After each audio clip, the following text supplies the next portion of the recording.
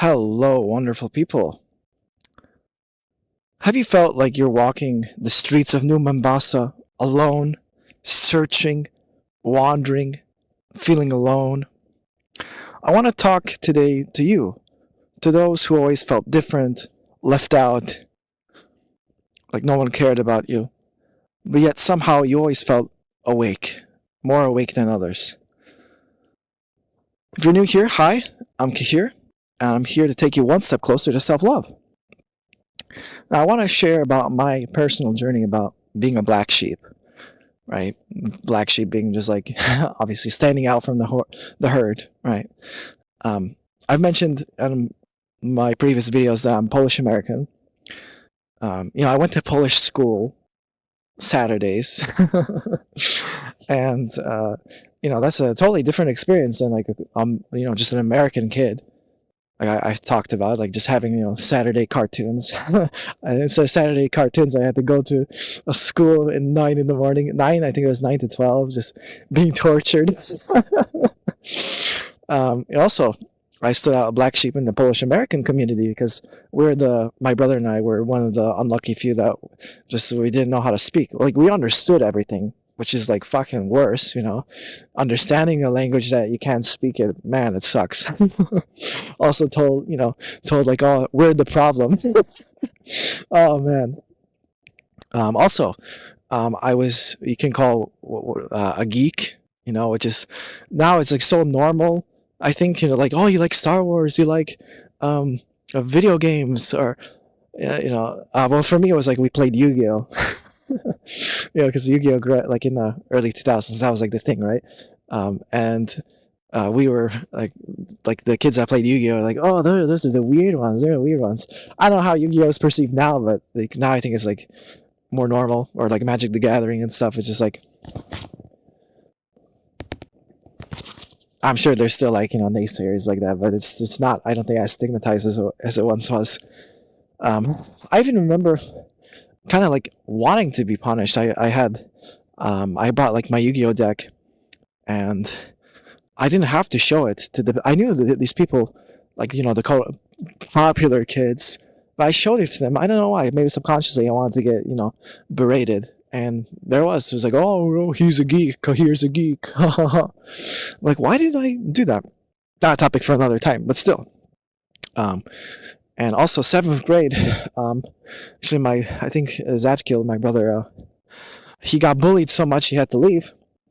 And all my friend Mikoi was like my best friend during the time. He found a girlfriend, a 7th grade girlfriend, and he just kind of hung out with at their table. And I was like really just alone. I think I had Tio, my toxic friend at the time. But yeah, I just had Tio and nobody else. And I was really lonely, 7th grade. I kind of blocked it out of my memory. I don't remember much of it. But I reflect upon that. I just remember, being alone. Then 8th grade came in, and I found my squad. I did have like a nice squad of friends. We were all kind of like outsider gamers. You could say nerds. Tio liked to always like, it was jocks versus the nerds kind of thing. It was only him though. He had like a personal vendetta, I guess. I kind of just joined in because I was more of a follower than a leader at that time. But still, but I found my squad, and we were friends up until college, until I moved to Poland. Which is okay, but still, like, we were a black sheep. Didn't really fit into any group. Not the popular kids. I guess just the geeks, the nerds, right? And then in high school, I mentioned I did marching band and I did theater, which is kind of like a unique connection. I don't know. Was there someone like me? I think maybe there's like a flute player that did it, but yeah, there was a few of them, but not too many. But I was rejected by both. More so marching band. Honestly, theater was more of an accepting environment. Not that I was like fully accepted. So one of my actually kind of painful memory I had. Like, I had friends. I'm gonna use his real name because I can't think of a. Yeah, maybe I'm thinking about using real names in the future. But Brandon, yeah, Brandon was like my friend in middle school. He was an actor, but then I don't know. He started getting more popular because he's a funny guy. And I kind of wanted to use him as a way to get into the theater crowd, but he told me, oh, Cahir, they think you're weird. You're too weird for them. It fucking sucks, man. Okay, I know I made a video, weird is supernatural, but I didn't have that mindset at the time. I thought, oh my god, I'm weird. People reject me. There's something wrong with me. Black sheep, black sheep.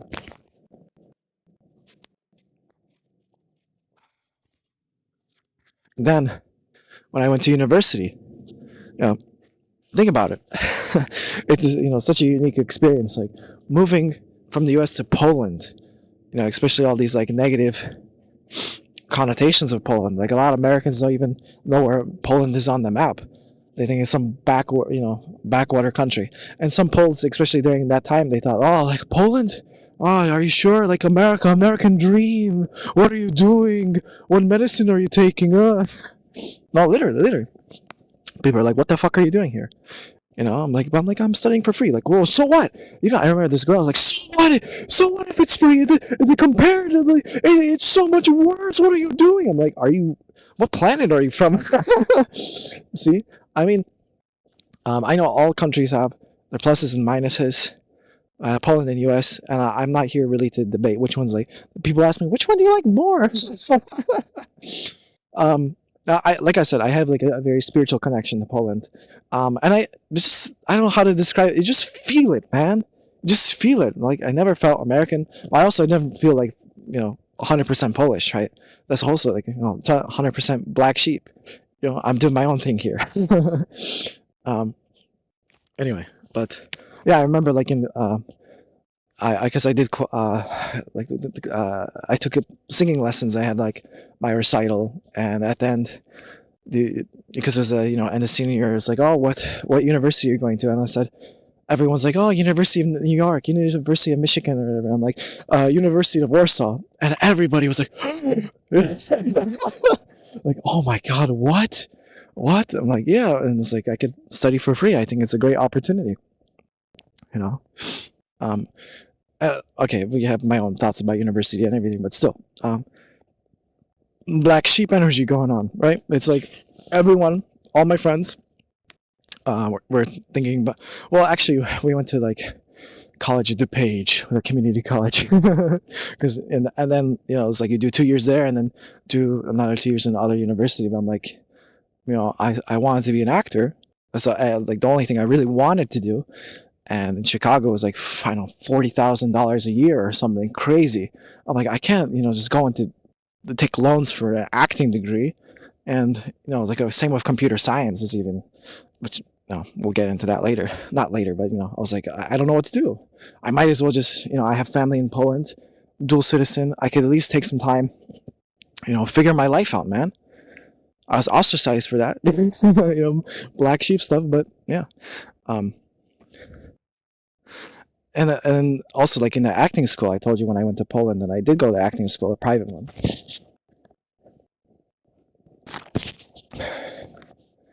And I was ostracized there. It seems like, oh, just as American.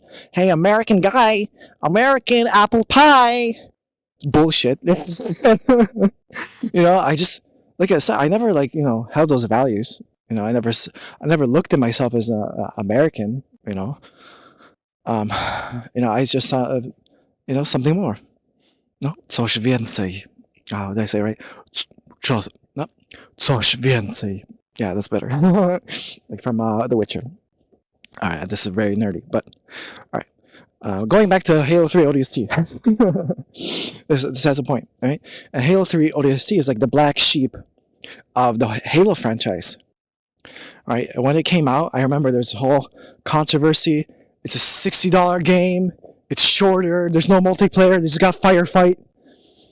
You can't play as Master Chief. All the other games are Master Chief. But for me, and I think for many other fans of Halo, it's my favorite. I really love Halo 3 ODST, right? Because it gives like the human story, like, the characters. You actually feel, they have emotions. There's relationships.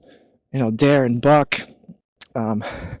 There's like names to the characters, and you spend time with them. Not a super amount of time, but you get to see their personality and work. It's really cool. And the story, like, it also tells like a non-linear story. As a rookie, it has a hub world that's never been done for Halo up until that point. And you get to see this, be an actual squad of, 4 ODSTs, like the what's it called, NMPD HQ, that level, where you actually like join up and you fight a bunch, like a whole horde of Covenant, and it's just the 4 of you. Man, that's one of my favorite levels of all time. I love it so much. Don't really get that feeling, like working in the squad. All right. Because, like, previously in the Halos, you were just, like, pretty much by yourself, right? And maybe with some Marines that would, like, die pretty easily. But, so, ODST stood out from the crowd.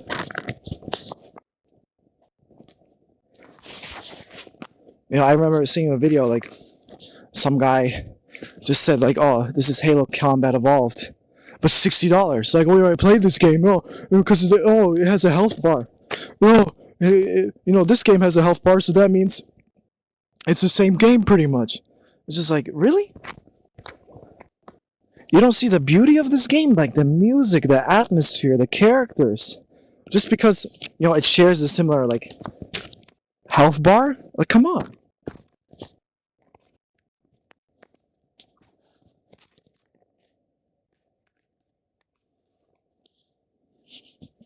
So what I'm saying is, like, ODST was rejected. It was rejected by the fan base, as far as I know, or at least maybe.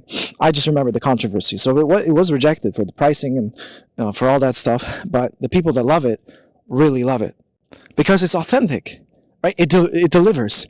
I know a cliche, but you really feel like an ODST. First mission, the combat drop. Oh, so iconic. Like, of course, your ODST are gonna, feet first into hell, man. And you see it. I also, like, I have an emotional connection for ODST because it really helped me. I remember it came out when I was like a sophomore or junior in marching band. I just remember coming home from practice, like, all exhausted and coming back to that game. Oh. It was one of the few games that I was really, really looking forward to release. I watched all, like, the trailers and stuff. Man. So if you feel rejected, remember what the Course teaches. You are the work of God, and His work is wholly lovable and wholly loving. Right? The black sheep is never rejected by God. Right? Also, like, for me, I've mentioned, like, spirituality. I like the black sheep of spirituality. For me, like, doing being raised in a Catholic family, just unconsciously, like, oh, why do you go to First Communion? Just because. I told you to. Like, do you believe in God? No, I value money. I told you about my dad said, like, do you believe in God, Tata? I believed in God when I had money. Like, why are you forcing me to do all this nonsense? First Communion, going to church on holidays. So if you're not believing in it, right? So when I turned to A Course in Miracles, well, A Course in Miracles later in my life, but spirituality first was like Abraham Hicks. Then later Course in Miracles, and it's like, what are you, a freak? What are you listening to? This is weird, but like, we have spiritual needs. All of us do. We have deep spiritual needs to know that we're existing with a purpose, man. Do you want to think about going through life just like, oh, we're on this rock, we just work, 40 hours a week, we slave away, and then we just die, That's what the world script has been telling us. And I'm not knocking if you have a 9 to 5. It's not about that. But just like, being different, man. Being different. Being okay with being different. Why do we shame people? Why do we ostracize them, Same with being vegan. I know that, like, maybe I'll lose a bunch of subscribers about that. I'm not trying to force anybody to be vegan, But just like, it's standing against the grain. Doing, like, being a man of my values. Like, I value compassion. Right? I value compassion. Also, like, losing weight. In a very unhealthy family. Like, I saw how both my parents were just unhealthy, especially my dad just being obese. You know, I'm like, I don't want to be like that. You know, it sucks to think like I don't want to be like my own dad. You know, but that's how it is. You know, and I would try to lose weight, and it'd like shame me and be like, "Oh, you don't want to be like your uncle, too skinny, too skinny." It's like, man, like, why can't you just let me do what I want, man? And so in ODST, remember, you aren't a Spartan. You're just, a normal guy. You're the quiet one, the one piecing things together, the one who isn't seen but sees. All right, that's what being a black sheep is. You know, we see things differently. We do. I see things like it's weird. Like I see things like differently than 95% of people, I think. And I try to explain my things like, oh, you're being weird. You're weird, man. What are you talking about? You know, it's like, but I can't. You know, I just see things differently, and I know the black sheeps they resonate with this. It was spirituality, quantum mechanics, all this stuff. You know, or like even like I said, like with my fitness, right? It's just like, I don't know, like if you're by unhealthy people, they want to keep you unhealthy. Right? I remember when I started counting calories, you know, my mama was like, oh, to jest bzdura, bzdura, bullshit. You know, I'm like, what are we talking about here? What are we talking about here? Like, what do you mean it's bullshit to count your calories? You know, I need to track, like, I need to measure what's going in my body, man. All right. Now, we can also see, like, sensitivity as weakness. Right, as being a black sheep, you know, I know it goes thrown around like being an empath. I don't really know what that means, but yeah, I feel like empathetic. I feel emotions strongly, and I feel other people's emotions strongly. Probably because I was hypersensitive to the environment that was going around me. Because I didn't want my parents to be mad, you know. But anyway, I used to look at sensitivity as, you know, weakness. I told you guys, I was always told, you're too sensitive, don't stick up for yourself, you're too sensitive, tolerate this nonsense, you know. But I could see, like, I'll share his memory. So in X-Prof, Mr. Pepper, you know, a director, he had this awful game, Bong Bong Bong. Everybody hated Bong Bong Bong. And I was the brave soul to say, hey, I can see everyone's upset, everyone is tolerating bullshit. No one wants to play this fucking game. No one wants to watch it. Let's do something about it. I didn't say it that angrily, but I just brought it up gently. Say, hey, I think we need to discuss it. They fucking raked me over the calls. Say like, what do you want? Do you want to host? Do you want to? You know, totally disrespectful, man. And honestly, I got super upset. I even cried. I'll say manly tears. There were manly tears. You know, but made me super upset. And I looked at that. I used to look at that moment as like a curse, like, oh, I'm too sensitive. Maybe I shouldn't have said anything, you know. But if I didn't stand up for myself, there wouldn't be a Mixed Nuts like my improv group right now. There wouldn't be, right? Maybe I would have just gone unconsciously and followed his unhealthy leadership. But I'm so proud of myself that I stood up. I stood up for injustice, right? The course teaches us you respond to what you perceive, and as you perceive, so shall you believe, right? So you can look at being a black sheep as a blessing or a curse. I looked at it as a curse for many years, right? Because especially the voices of both my parents saying, conform, be like us, get a mortgage, have children, you know? And not expressing my own individuality. It fucking sucks. What can I say? It fucking sucks, man. I know I keep like shitting on my parents, but I'm being just aware of like really what happened to me and how I was unfairly treated. You know, why? Like guilt and shame were not a god, right? They were trying to shame me to conform, and I did shrink. I shrunk. I was like, you're right, mama, you're right, tata. Luckily, I didn't, you know, get a mortgage or kids. You know, that's just me. You know, if that's for you, go ahead. But you know, I want to live in accordance to my own happiness. You know, we all have our own version of happy. Why does it have to be yours, man? You know what I mean? Like, and when I tap more into my individuality, you know, my black sheepness, and just tapping more into it, I'm like, I got more happy. You know, if I listened, you know, if I told somebody like, oh, I'm doing 365 workbooks lessons from the Course in Miracles, they'd probably say, oh, you're insane. What are you doing? You know, be Catholic, just like, you know, mama and tata, or not really, but you know what I mean. But I was like, no, I have this mind virus inside of me I have to do something about it, right? And I did all of them. I'm a changed man because of it, right?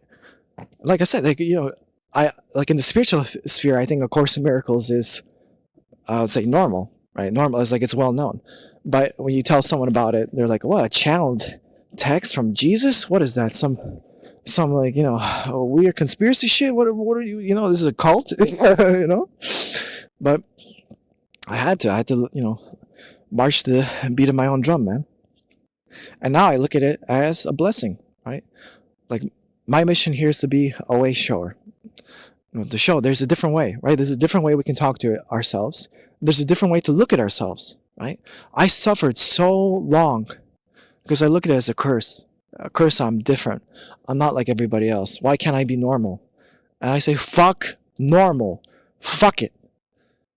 If you're a black sheep, embrace it. Black sheeps unite. And remember this lesson, right? Spirit is in a state of grace forever. Therefore, you are in a state of grace forever. Meaning, no matter what somebody says about us, it's theirs, not ours, right? We can lower our frequency, we can lower ourselves and grovel like I used to. I used to grovel, what other people would say. You're weird. Weirdo, black sheep, conform, have kids. Why aren't you having kids? Eat meat, yum, yum, yum. And I'll be inauthentic if I did that, right? I say enough is enough. Enough is enough. I live according to my truth. It's my truth, right? I stand proud. I stand strong in my values, right? I want that for you guys. Whatever that may be. Whatever your unique gifts are. Whatever you're afraid of showing the world. Fuck it, man. Come on. Like, let's live life to the fullest, guys. Accept yourself 110%. All your weirdness. All of it. It could be anime, whatever. I don't know. Alright. I hope you guys enjoyed that video. May the Holy Spirit light up your path wherever it takes you. And take care.